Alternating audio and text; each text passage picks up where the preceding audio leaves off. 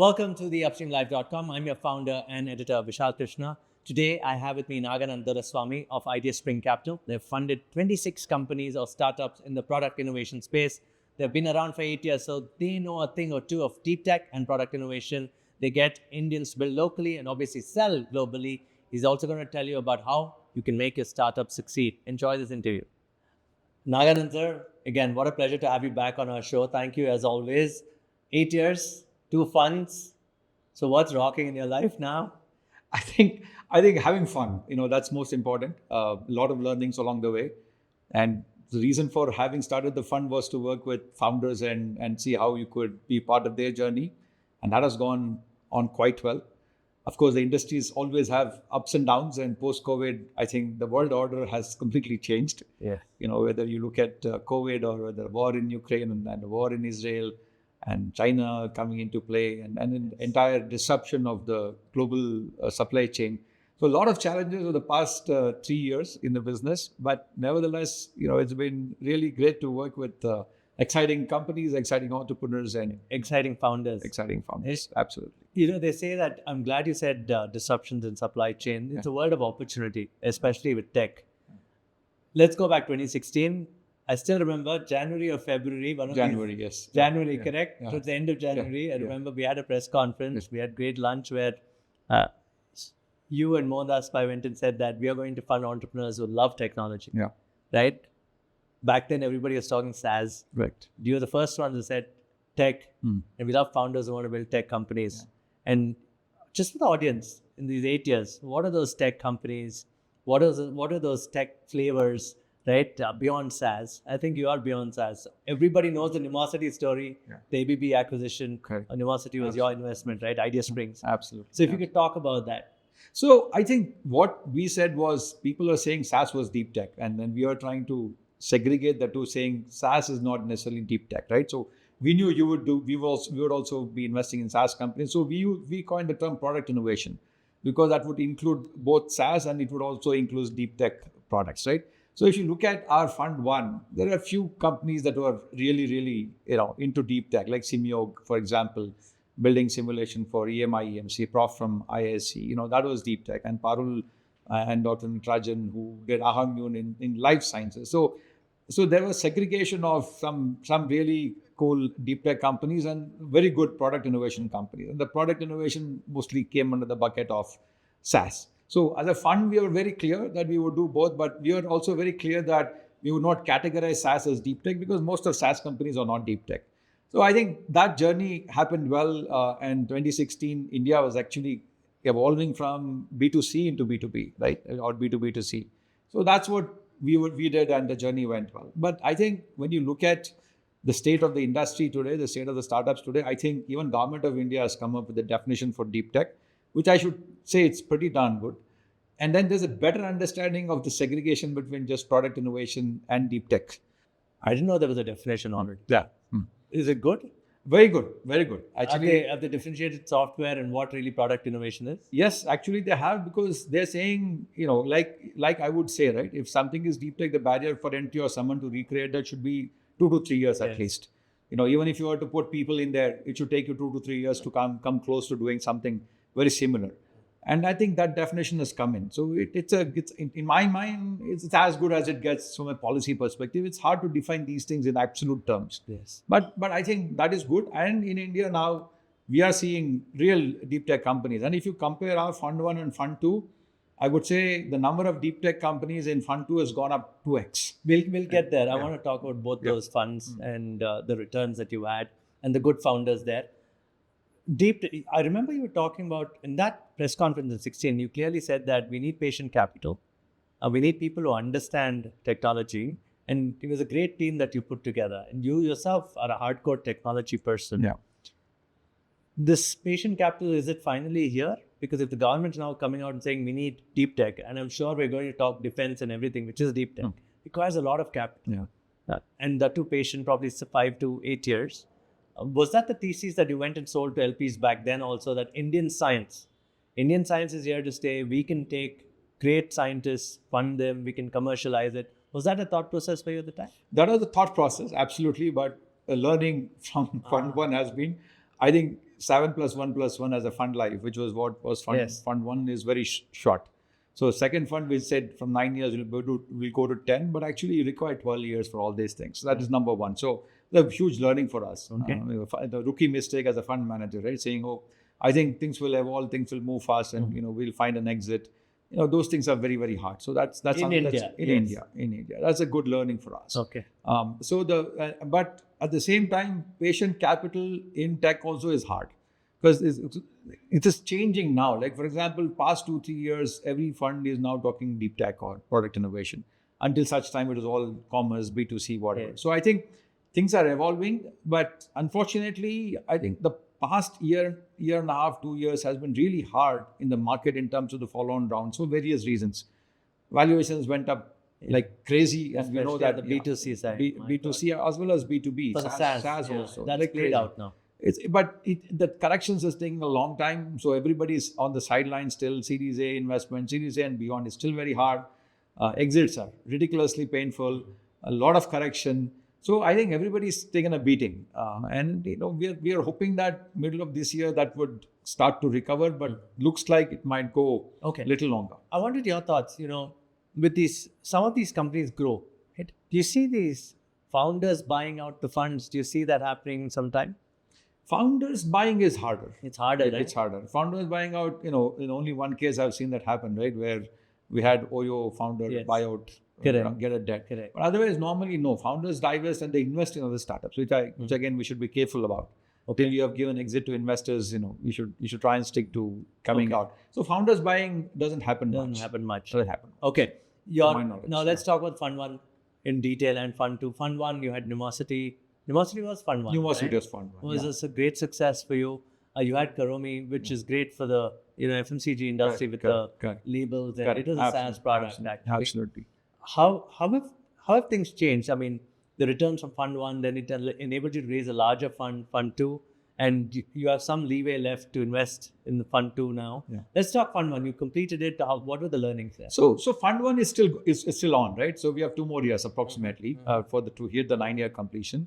Out of the 16 companies we invested, we've exited 6. Numosity and a couple of others have been good, but others, we just exited because we didn't see the customer pipeline necessarily building for the companies, and the founders and us agreed that it's good to find a buyer, good to find a house for the product and the employees. The good news for us is all 6 companies have exited. We have not closed anything. In every single case, the product that was developed is being used. Now, whether the fund got great returns or not, that's a different story. We have not gotten great returns in everything. But that's okay, because that's part of the game. At least you got the money back. In some cases. Overall, we have gotten more than invested for that 6 companies. Well, there are a few now really looking good. Like you said, Karomi is doing well. Laval Networks, Airtel came also invested. So that is doing well. MeHope in the contact center and as well as in the automobiles, that's going nice. Immune, we are now going into phase 2 clinical trials. If that succeeds, which we have reasonable confidence it will, but pharma is pharma, you never know. But that'll come out as a clear winner. That's a 10-year thing. That's a 10-year thing. And Voxogo now has picked up because they really have been able to show productivity. Right. And recently we also saw that it's been accepted for a Harvard business case study. So I think things are picking up. That's why I came back and told you that I wish we had little longer runway. Yeah, I got it. So, but that's the way. But are you most of the VCs believe in the power law that you judge a venture capitalist firm not by their companies? You judge it by the portfolio. Pardon me. You judge it by the portfolio, maybe because one company may give you a lot more returns than everything else. Yeah. Do you believe in that power law? So I think at the end of the day, everybody is judged by what is the multiples on the invested capital. Yeah. It comes down to that, right? Like it's the same thing. It really doesn't matter how good a product a startup built, whatever. But if it didn't give the necessary returns for the investors, the founders don't make money. You go on to say the startup was a failure. Yeah. To me, I would hate to use the term startup was a failure. I mean, there's no financial outcome, but doesn't mean the startup was a failure. But that's the common terminology that's you saying that startup was a failure in spite of having a great product. So the way that you are judged, it really doesn't matter what it is, what you have done. Yeah. At the end of the day, you're measured by what returns you gave on the invested capital. And it's a fair thing to say. LPs are putting money because they want to grow their capital. Now, you might have influenced a lot of product innovation in India, but at the same time, you're measured by investment returns. Did that change you? This clearly is the question, right? Did Fund 1 change you towards Fund 2? You were a different man? Look, I think in both the cases, we are quite clear that we have to work hard to return the money to the investors, but whatever to the best of the capacity, right? So even when we started Fund 1, that was the goal. When we started Fund 2, that is still the goal, and we'll keep working hard towards that. Even today, when I raise capital, I say, look, we'll do our best, but funding entire fund is a very probabilistic game. Like you said, out of 16 or 18 companies, we are 2 hits. Yeah, it's done, right? Nothing else matters after that. But whether you get those 2 hits or not, it's a very, very complex game that one is playing. It's very hard to predict. You do your best at the time when you're coming in pre-revenue. In Ideaspring, we come in pre-revenue. Yes. How much exposure, what visibility do you have about how the market is going to go, so on and so forth. But that's exactly what I want to ask you. How do you take these bets? How do you ensure that these are the guys I want to bet on, especially in product innovation, right? It is not like a hockey stick growth. Yeah. And on top of that, you have to ensure that the founders deliver in terms of customers. Correct. You yourself have to position your company, the VC company. Yeah. You need to win more LPs. You were saying that today, that you have to convince future deal flow. How do you ensure that things are normal for you in that sense? What have you learned from Fund 1, Fund 2? There's a correction, so I'll not use the term bet. It's an investment decision. Correct. So it's better than... How do you manage that? Yeah. So it's hard, Vishal. I don't think I can honestly sit across the table and tell you I know how to manage it. I think many of it is, a lot of it is intuition. A lot of it is you trying to say where the market is going to go. And also the founder's ability to not only to build the product, but then position and sell the product. I think there are way too many variables, right? So I really cannot sit up and control these variables. You can't. There's some variables you just can't control. There is some that is in your control, some that is not in your control. Market is not under your control. So that's why I think your ability to quickly adapt and learn and listen to the market and then position the product the way it can be sold becomes very important. And that's been the biggest learning, right? Totally, we have 28 companies now across both Fund 1 and Fund 2. The area where we pay the most attention now, learnings you're asking. So one is, we say, what is your positioning and why would anybody want to buy your product and how important it is for them, right? I think getting this messaging right, getting this story right, and then kicking in the sales process is what is going to make or break in terms of the financial outcome for any startups.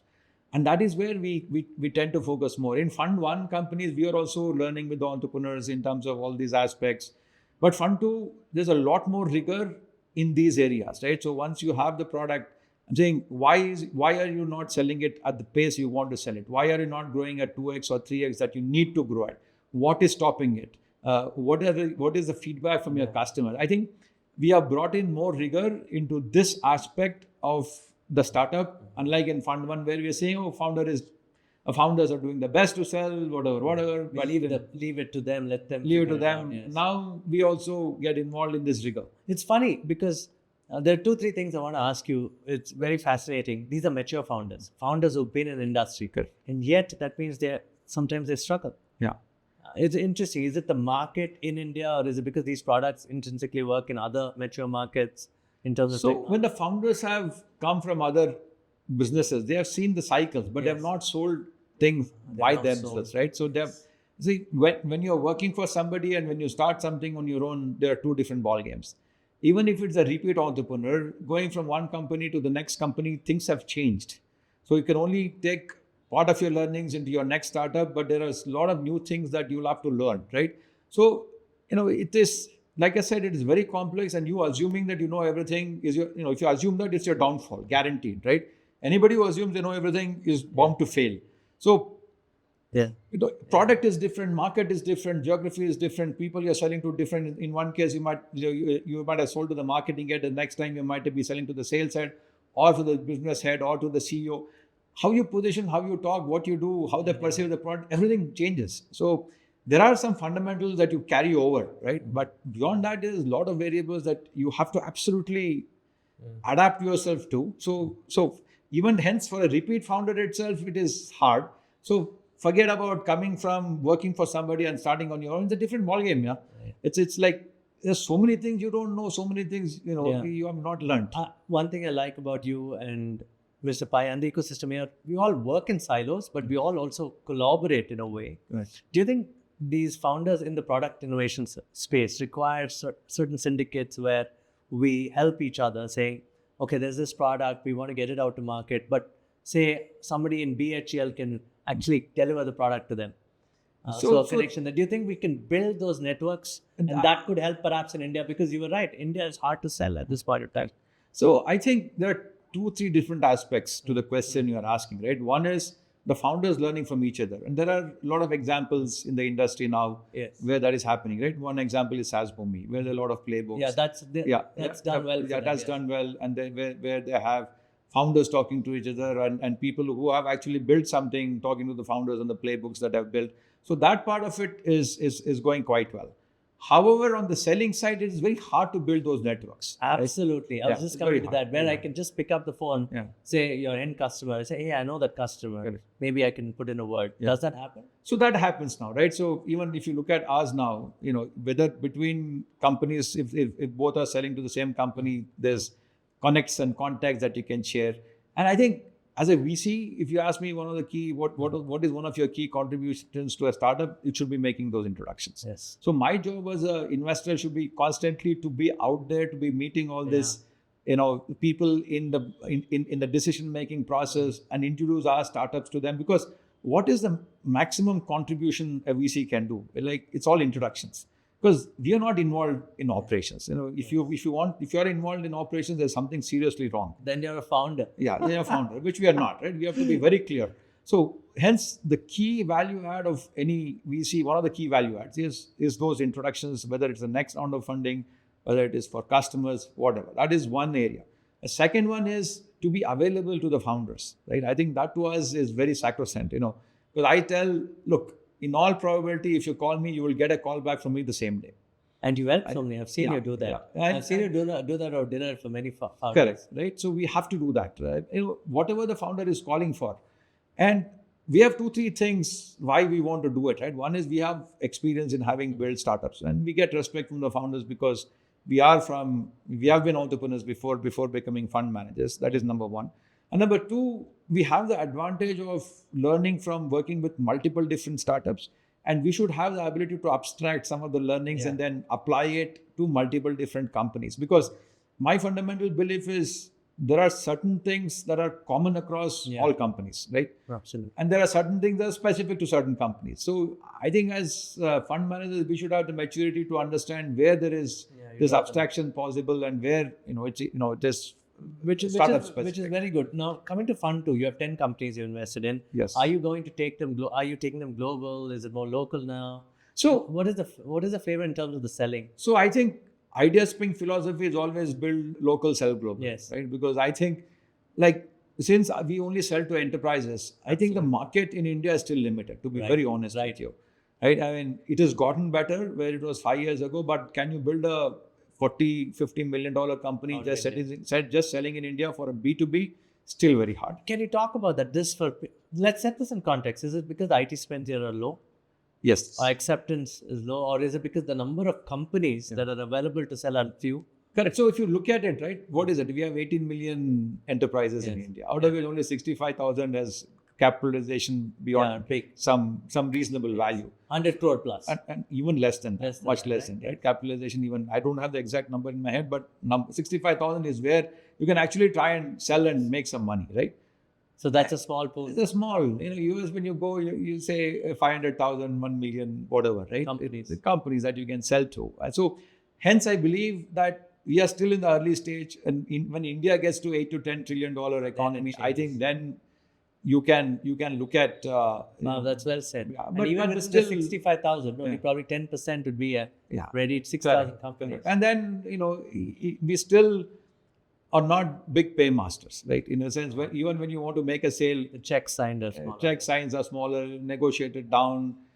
Still support. Defeat the purpose. So we have come a long. See, if you go back and rewind, in the 90s, you never wanted to pay for any software in India, right? That is where we were. Piracy was a big issue, and you thought software was free. So we started in a very different mindset. We have evolved. And I think we have a lot of changes. Now people are paying for things. Yeah. No, people are saying, no, we are using something, we have to pay. But how much you want to pay is still low.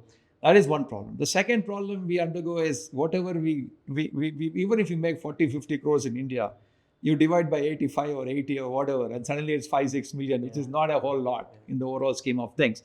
And making 40, 50 crores just selling software in India is still very, very hard, right? So I think we still have a whole bunch of challenges. So I would say, even in the next 5 years, even in the next one, I would still say build local, sell global.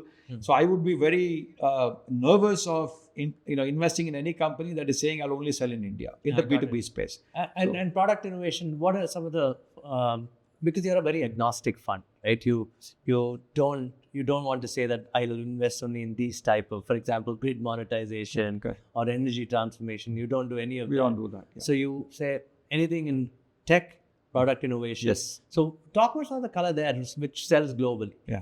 You don't necessarily have to name those companies. Yeah. You can if you want to. Yeah. But I want to know what are some of the things that will sell global. So like most of the things that we look at, right? So when we look at a company, we always say, what can they do in India to get the initial traction, but what can they also do to sell globally? So anything we touch, we have that lens that we filter. Any with, particular right? startup? So for example, like I'll talk about latest investments that we have done. We have done an investment in a company in the quantum space. It's basically accelerating computation in quantum, not hardware, in the software acceleration. There's only how many quantum sales you can do in India. So you have to partner with one of the big guys like IBM, for example, and then see how we can sell globally. That's one. We have built another company that provides, real-time climate data information. Everybody is, when one use case is people are getting pollen data, and then you're using it for hyper-local advertising to get pollen data. So, it's kind of very interesting to see that when you look at these companies, there's always a use case. Another company which we're doing that is transforming the maritime industry, making it, bringing in digital transformation, installing things on the ships. That's again a global market, right? So whatever we are... Although it looks like India and maritime requires digitization faster in the shipping space. Yeah. But still you would suggest not to sell in India? No, there's not enough ships. Where would you have enough ships to make money, right? You have to hit the global market.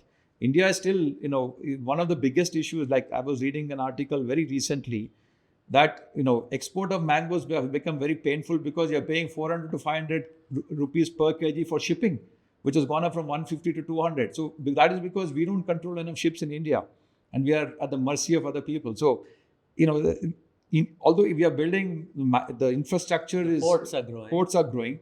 The number of shipping... so the containers and the shipping are not ours. Is still not ours, right? So, if you look at the macro economic indicators... Very interesting. We are still a $3 trillion, $3.5 trillion economy, right? That's why I'm looking at, next decade when we hit this 10, get closer, you double, go to 7 or 8. I think things will be very interesting and we should position ourselves for that, because at that time, these markets will look a lot more attractive in India. And that's why we are very optimistic about India growth, what can happen in India, why startups. That's a piece of information that founders should know before they start up. Yeah. Right? They think that India can change. But imagine somebody would have said, I'll only sell digitization of shipping before India would have not worked. Yeah, it is hard. It's hard. So that's also hence all the companies we look at.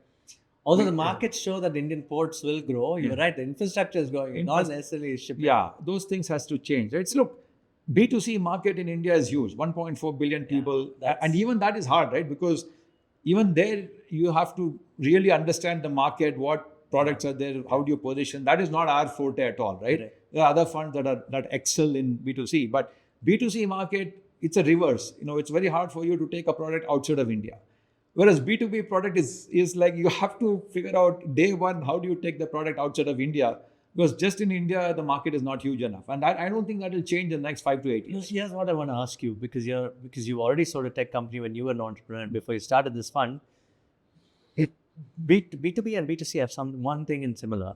The marketing in terms of, in B2C, you're marketing to get to the right customer, right? You have to segment and all that. And therefore, so much money goes in with the explosion of brands.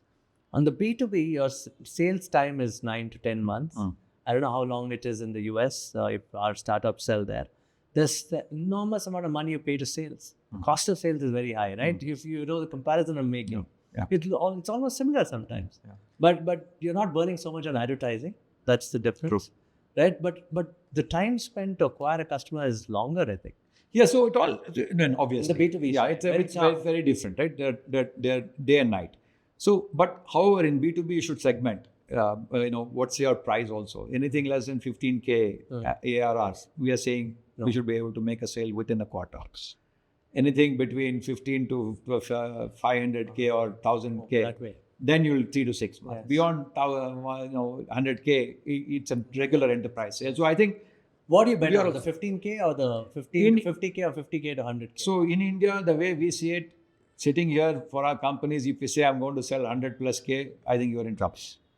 Right? Would you say that they're dreaming? I mean, It's not going to happen. I would see. I've learned one thing. I've learned in my life is to say it's not going to happen. All I'm going to say, the probability is very low, right? Because we have seen all kinds of instances where you have predicted something or you have said something confidently and you have been, taken for a ride, right? You've been slapped on your cheek saying, think what you're saying. Absolutely. So all I'm saying is, from our understanding, from our learnings, sitting in India, trying to sell to a larger enterprise, Fortune 500 company in US is not going to happen.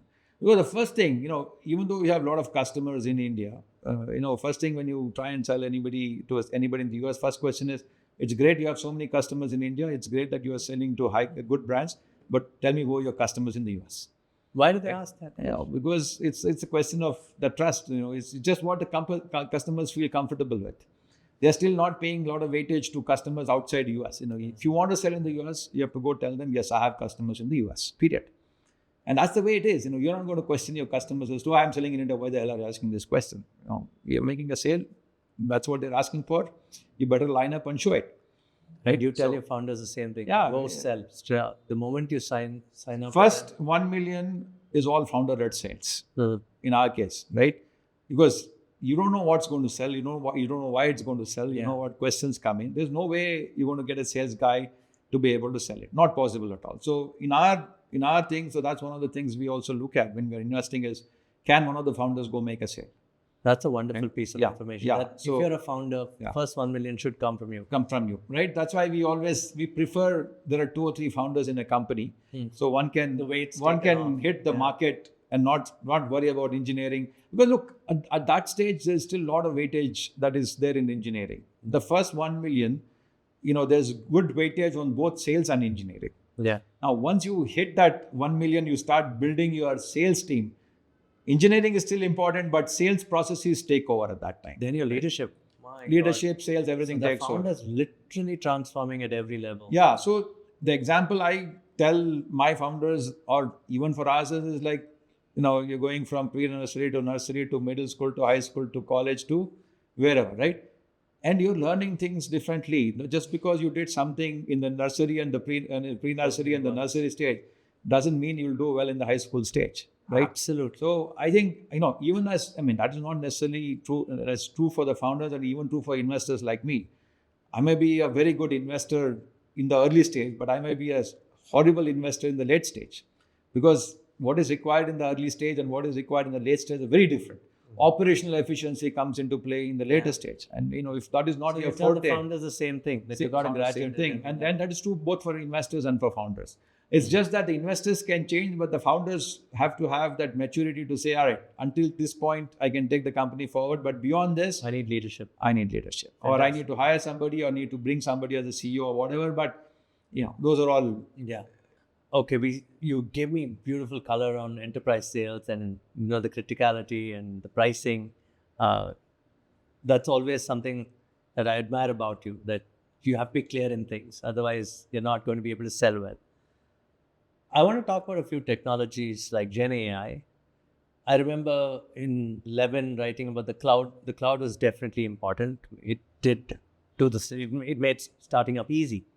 Then we had the big data narrative. We had the AI narrative. Now we have the Gen AI narrative. Then we went, there's PaaS, SaaS, everything. Some of them played out, some of the blockchain did not play out as well. AR, VR did not. When you look at Gen AI, as an engineer yourself, now investor, how critical is that as a technology for industry? So look, many things that have come and gone, people were not able to identify what application. NFTs, for example, I never believed them. Why would you pay 150K for some monkeys or some dustbin picture? Those were stupid, right? But when you look at the Gen AI, it is becoming very, very interesting because it's able to answer many questions that can be automated. From the engineering standpoint. From an engineering standpoint. So we have all talked about automation for a long time. Yes. Workflow automation or other kinds of normal task automation, asking a question, getting an answer. I think when you look at the capability that has come in the last 1 year with respect to Gen AI, I think it's able to solve some of those problems. Now, even Gen AI went through the hype curve, it went all the way up, and people now are trying to figure out what is the enterprise use case. Right? To me, I have a bias towards enterprise. I mean, consumer sides and many things can happen or whatever, but technology really takes off when you actually come and see why would enterprises pay for it? What is the use case in the enterprise? I think every enterprise is now trying to figure out. If you talk to any enterprise today, there's always one team working on Gen AI. Now, everybody is trying to figure out what that means, right? But everybody thinks there's something in this that can potentially have a large impact. But including me and including many people I talk to, everybody is trying to figure out what that is, right? How can Gen AI impact an enterprise? For example, you're saying one thing is you're going to break the silos in the enterprise: sales, marketing, customer support. All silos are broken in. Questions. Yeah, everything is ingested into one place, so anybody can ask any question and they get the answers that will solve the problem for the enterprise. Now, the question is, data for that becomes important. Ability to manage that becomes important. What questions you ask, whether prompt is required or not, whether you can hallucinate or not. All those things become important. And does the engineering team have to work harder on code anymore because of Gen AI? They say a lot of the boilerplate code or the foundational code, I heard Gen AI gives it to you. Yeah. And then you start building that. You save significant time. Correct. In building something foundational. Yeah, but so but I'm saying, is it still a college level thing or is it real? No, I think it's coming to the industry, right? Co-pilots and Copilot I've used. So even how you write code, you if you have a good specification, then code can come out automatically now, right?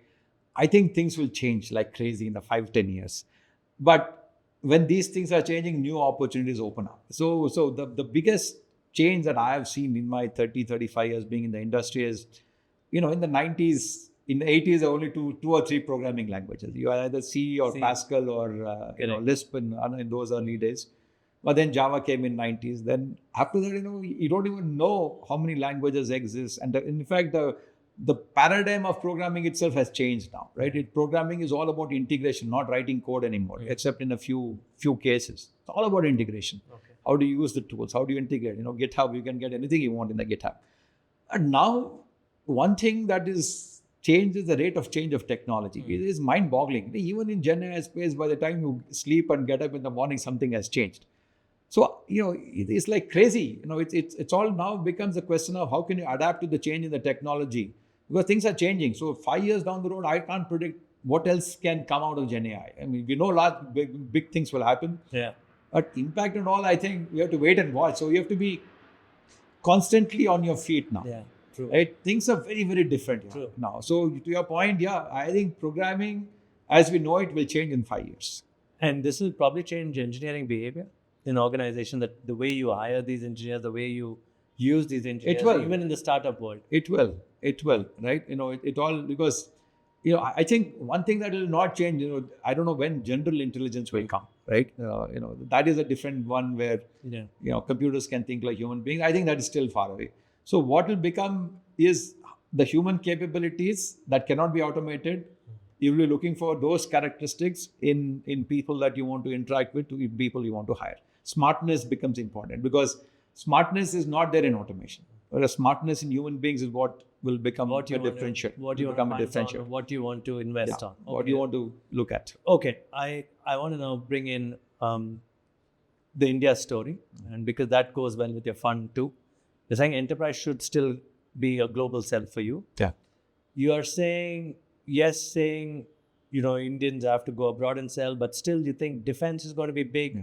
Biotech will continue to be big. Correct. Do you think that should be an India sell or build local and sell to global biotech, global defense? See, I'll tell you, the other thing is also semiconductor story. Yes, right? semiconductor So stories. let's start with defense. That's something I wanted to ask you too. I mean, semiconductor, I've been writing about it since 2003, 2004. Yes. I'll tell you some of Where the are challenges. we heading? Yeah, correct. So I'll tell you about the defense, right? Yes. I think if you look at any country, they become technically advanced only because defense was buying from them, right? Because that is where you have a conglomeration of different disciplines, whether it's software, hardware, physics, whatever you want to do, biology, everything coming together, right? And if you are able to deliver to the defense, I think you will become technologically very advanced. Right? It will push you towards that. And that will have an impact on semiconductor also, because then hardware is already involved. In India, typically anything we used to go out. And that's why semiconductor in India is still very hard. And we have looked at semiconductor chips, but very, very difficult for you to sell a complex chip when it is not being assembled in India. Same thing, right? If you build a high-end AI chip, who is the buyer? Yeah. You are going to go to the US because semiconductor value chain, the stack of selling is very different.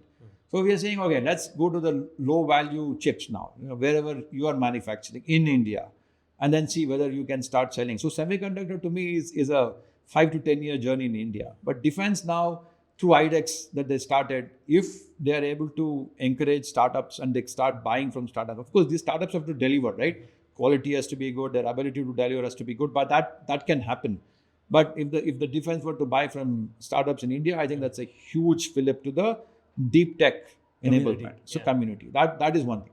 Second one, again, even in biotech, I think we have the capability, but unfortunately, there's no value chain in investing in biotech. Absolutely. So there's not even one, if you look at the VC industry today, you don't even have one proper biotech PhD who has done a startup and then exited successfully as a VC. Whereas you look at in US, there are 50, 100 funds with just that focus. So although I see a huge capability in biotech, I don't know about the investing ecosystem. Yes. So I'm still a little nervous in India about biotech because we have one investment in Immune. Very hard to raise the next round because nobody understands it. It's a long gestation time, 15-year journey. People like me who are come from different background, unless until we get advisors who understand that space, it's very hard. But I believe that is coming, but I think the ecosystem have to be built. Semiconductors manufacturing has to start in India. Yeah.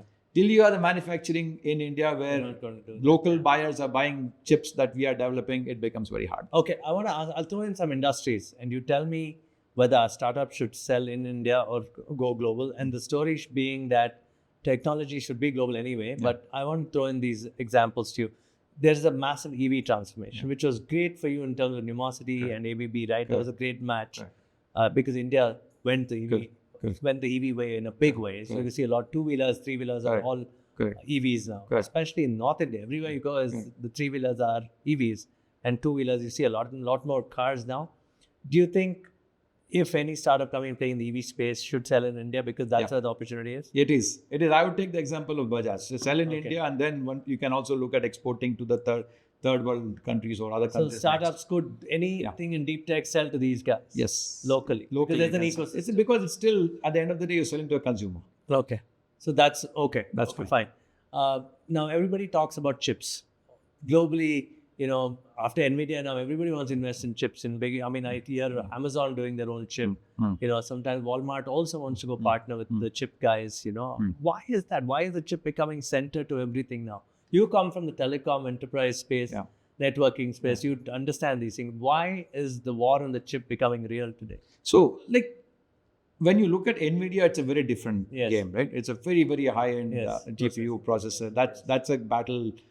Guys with very, very deep pocket. Like I give an example of who can play in the market of foundation models like LLM. Only Google, Microsoft, who can put tens of billions of dollars, they can play. Similarly, in those markets, only they can play. But however, when you look at an EV ecosystem, there are a lot of chips that go into the hardware. Correct. Now, if there are chips that doesn't require that level of functionality, it's easy to design, easy to manufacture. It needs to go in there. Those are the areas where you still require a lot of chips. So you can in fact manufacture them in India. Like Do you get those kind of startups talking? We are looking at it. Like, for example, we are now looking at a startup that is building a chip that basically monitors the tire wear and tear. Okay. Okay, and every tire requires that, right? That's a huge market. Now, is this as complex as a GPU? No. But is it required? Yes. If the volumes are there? Yes. Can you bring it to the market quickly? Yes. Okay. As a software, perhaps? No, this is a chip. It's a chip. Okay. The proper chip that's sitting in the tires. Right? So there are opportunities. Similarly, in EV manufacturing, why import the PCBs and the chips? Yes. Why not manufacture it in India? And if you're manufacturing it, is there capability for that? Yeah, there is. I mean, these are not complex stuff.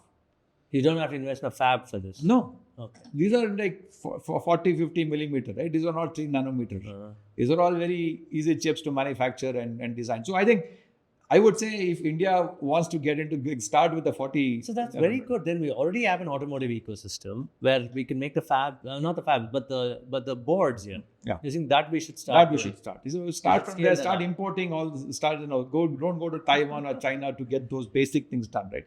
Even phones, for crying out loud, right? Any phone we go to China or somebody to say, okay, give me reference design. So because there's already a board, you say, do it here. Do it here.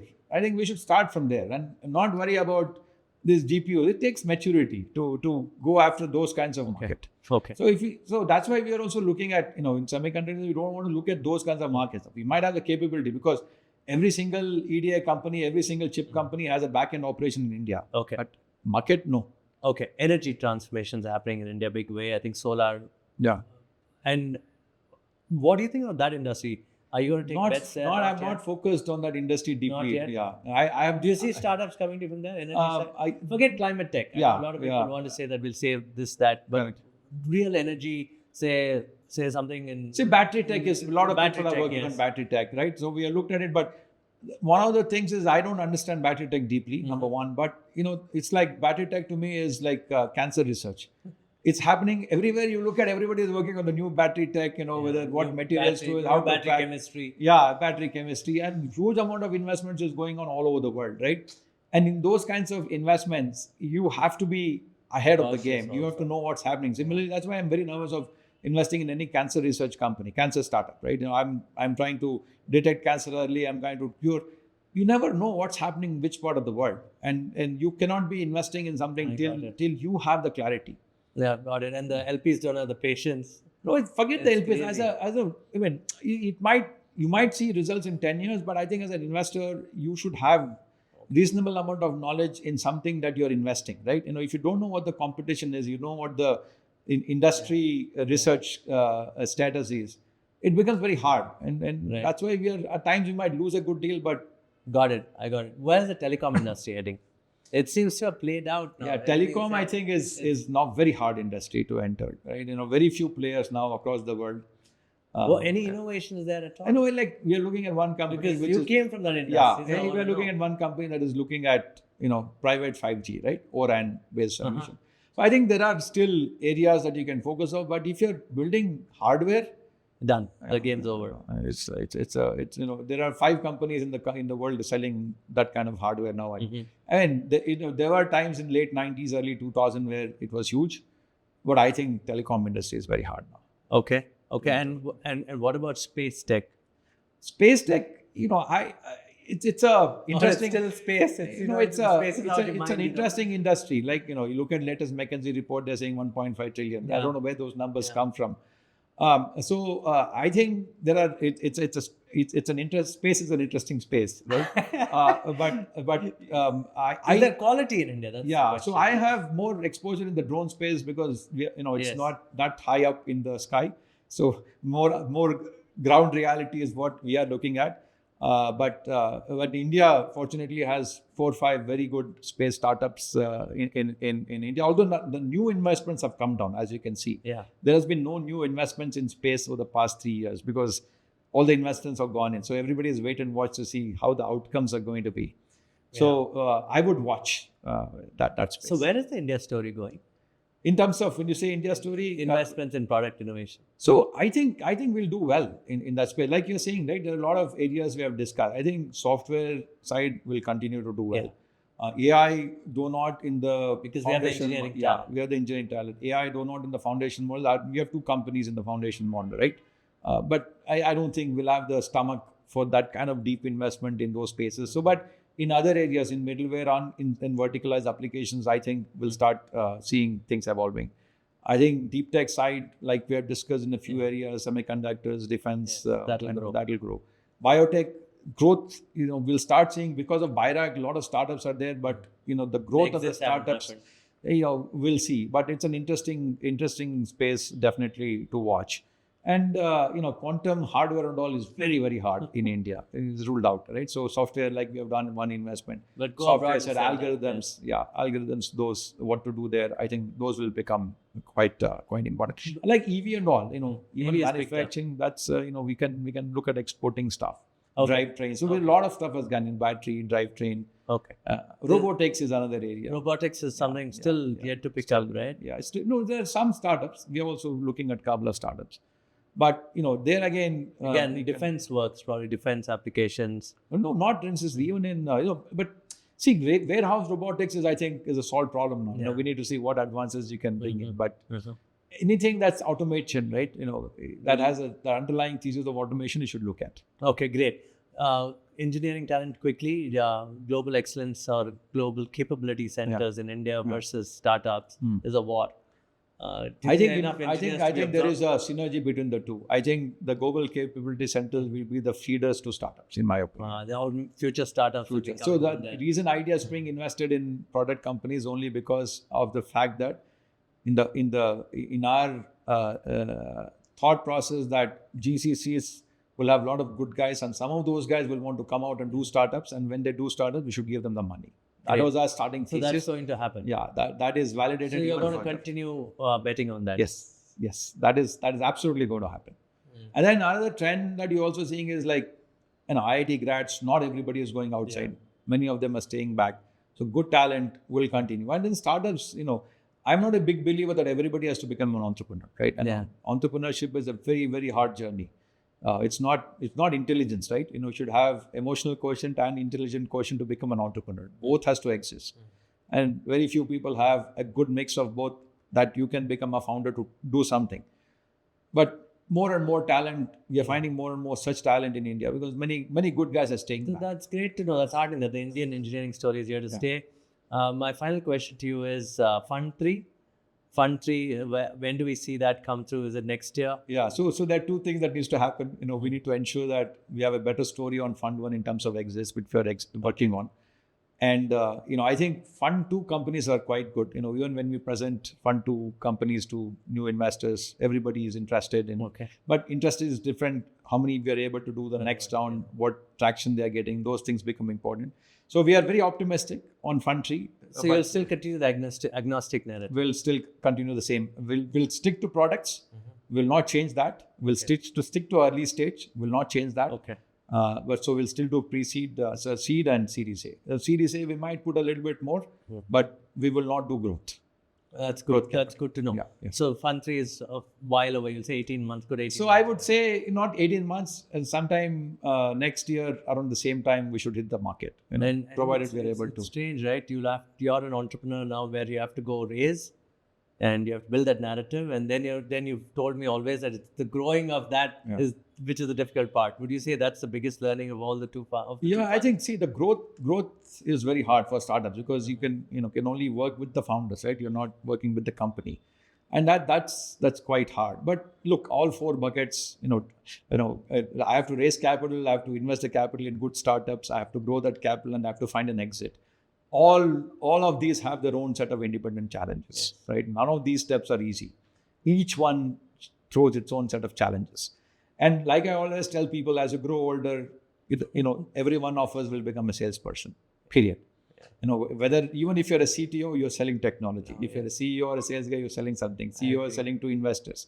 If you're, or if you're a founder, you're selling to customers, right? So, if you're a fund manager, you're selling to your LP. So all of us become salespeople. So you played all those roles in your life, which is great. No, we have played all roles we have played. What's the size of Fund 1 and Fund 2? And So what are the returns on Fund 1? So Fund 1 is still in progress, Yeah. and we are hoping we'll, Was it a 15 million size, no? Yeah, 18 million. 18 million, the Yeah, first one, 120 yes. crores, and Fund 2 is 265 crores. Okay. So it's still in progress. We have given DPI as 45% as we Yes. speak. We'll see. I don't want to comment on that yet, right? Because it's in the middle, so it's not the right thing to say. Okay. Yeah. Okay, my last question. How do you handle all this personally? So many people to convince, right? Convince and make them happy. And then we're in the happiness game. And a rate of return is what people are looking at. Yeah. Do you lose sleep over it ever? Or are you a man who's detached from this, saying that I know what I'm doing and it'll work out? Yeah, I don't know. See, I know what I'm doing. It'll work out. I don't know, right? I know what I'm doing. And look, you control what you can control, Yes. right? What can I control? I can control my hard work. Yes. I can control my ethics, and so that when I look somebody in the eye, I can always say, look, I've been honest, I've been ethical, and I've worked really hard. Now, besides that, you want to control the outcome. There's a lot of other things that is out of your control, like market. I don't know. Founders, how they deliver, I don't know. There's a lot of unknowns here. So the way I manage it is like, I make sure that from my team perspective, from my own perspective, no stones are left unturned. So that when I look at somebody in the eye, I can honestly say what I'm doing. Now, after that, whether it is 15% IRR, 20% IRR, 40% IRR, 100%, I have no clue. So you're right, in business, you may be morally sound person, but if you can't sell, you can't sell. Even if you sell, you don't know if people are going to buy it, right? So how the hell do you know? So one thing I know, I tell everybody, I don't know what the returns are going to be. Very hard to predict. There's no prediction, right? Probabilistically, what do we say? Look, 1x to 1x, 100% will give you, not a problem. 2x, 85% will give you. 3x, 70%, whatever, right? It's a percentage game, probabilistic game after that. So is this the best game you played so far? You're an engineer, right? That's what I'm asking. You would have been happier, becoming a mentor after your first exit. So the deal is, you also start maturing, right? So when I was in my 20s working on kernel, I enjoyed it. And then you wrote a book also. I wrote a book also. Those are all great. Then I was part of IETF writing standards. I enjoyed that. I think what is most important is, as you start to evolve in your own professional journey, to identify what keeps you happy, what keeps you ticking, what keeps you focused, what keeps you challenged. Keep doing that. And then, reevaluate yourself every 5-10 years. Say, what is it I want to do next, right? 50, how did I know I'm going to start a fund when I'm 50, right? Didn't know. Now that I've started it, Fund 1, Fund 2, Fund 3, each thesis. Now, when do I want to stop raising capital? That's the next question.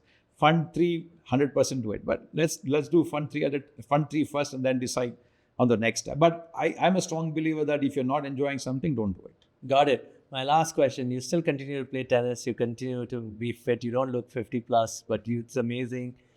The real question is, how do you motivate yourself? Is it, again, the sport tennis, or is it because you also read constantly? Your children are on their own, I know that.